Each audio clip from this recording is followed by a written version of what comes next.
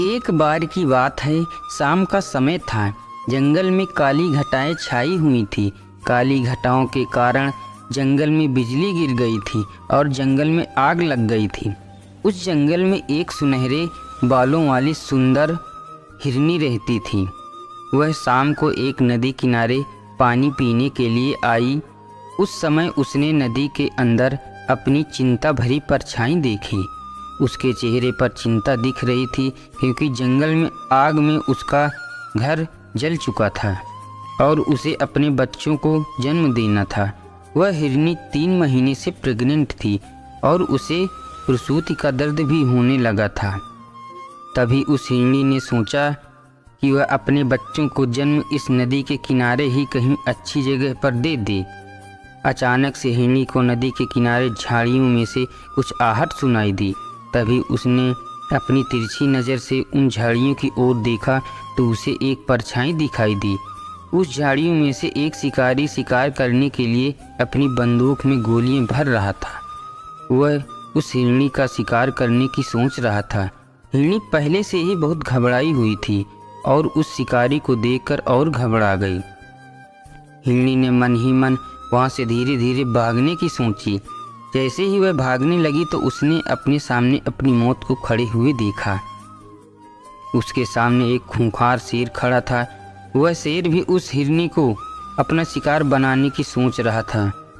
हिरनी ने चारों तरफ देखा, जिसमें एक तरफ वह शिकारी, दूसरी तरफ शेर, तीसरी तरफ जंगल की आग और चौथी तरफ वह नदी। हिरनी चारों तरफ से घिर चुकी थी। उसने मन ही मन सोचा, इस नदी को पार करना उसके बस की बात नहीं। पीछे जंगल की आग है, एक तरफ शिकारी उसका शिकार करेगा और एक तरफ शेर उसे अपना भोजन बनाएगा। हिरनी ने बहुत सोचा अपनी जान बचाने के लिए, लेकिन कोई रास्ता नहीं मिला। फिर हिरनी ने मन ही मन सोचा कि मरना तो है ही, तो डरना किस बात से। मौत चारों तरफ है, अब तो शान से मरेंगे। मानो उस हिरनी का दिमाग सटक गया था। ऐसा सोचकर हिरनी सीने तान कर शिकारी के सामने खड़ी हो गई और आंखें बंद करके भगवान से इस जीवन के लिए शुक्रिया करने लगी और जीवन दान मांगने लगी।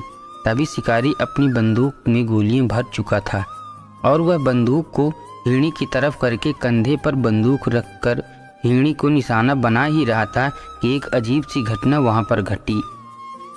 जंगल की आग से एक चिंगारी उछली और वह चिंगारी शिकारी की आंख पर आ लगी। वह शिकारी अंधा हो गया। शिकारी का निशाना हिरनी की ओर से चूक गया और शेर की ओर घूम गया। शेर वहीं पर घायल हो गया और वहीं गिर गया।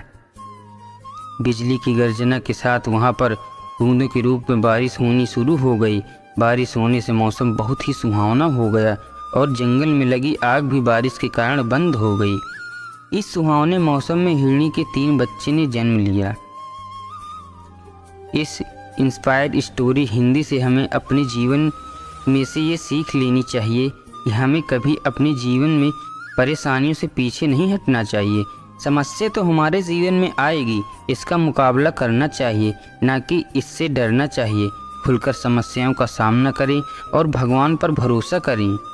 दोस्तों, ऐसी ही कहानी के लिए हमारे चैनल को लाइक एंड सब्सक्राइब ज़रूर करिएगा।